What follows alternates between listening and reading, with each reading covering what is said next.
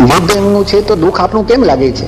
નમસ્કાર ભાઈઓ, ઇઝરાયલ અને ઈરાન વચ્ચેના યુદ્ધના નગારાઓનું અવાજ તો તમે જરૂર સાંભળ્યું હશે. ફાઇટર જેટ, બેલિસ્ટિક મિસાઇલો અને ડ્રોન જેવા સાધનોથી બંને દેશ એકબીજા પર અટેક કરી રહ્યા છે. પરંતુ પ્રશ્ન એ છે કે આ ધડાકાઓની અંદર એક અવાજ દબાઈ રહ્યો છે અને તે છે આપણા ગુજરાતનો.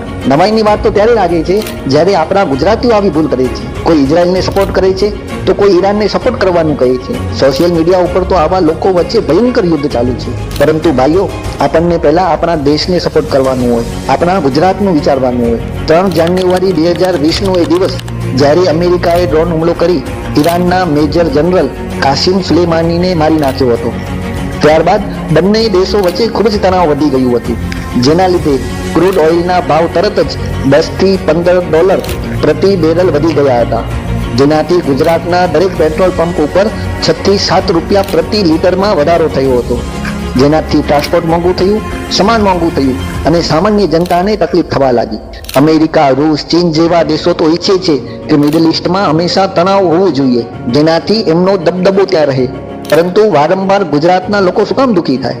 ગુજરાતમાં જામનગર, વાડીનાર, દહેજ અને હાજીરામાં ઓઇલ રિફાઇનરી રહેલી છે, તો શું કેન્દ્ર સરકાર સાથેના સહયોગથી ગુજરાતમાં ઓઇલ સ્ટોરેજ ના થઈ શકે? દરેક વિકસિત દેશો પોતાની પાસે 90 થી 100 દિવસ ચાલે એટલું સ્ટોરેજ રાખતા હોય છે, જ્યારે ભારત પાસે માત્ર 9 થી 10 દિવસ સુધી ચાલે એટલું જ સ્ટોરેજ છે, જેની ડાયરેક્ટ અસર આપણા રોજિંદા જીવન ઉપર પડશે.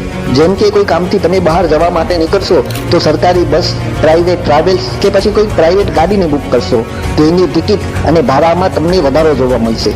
બજારમાં કે પોતાના સગા સંબંધીઓને મળવા માટે ક્યારેક હોસ્પિટલ જશો તો તમે રિક્ષા લેશો તો એ રિક્ષાના ભાડામાં પણ તમને વધારો જોવા મળશે.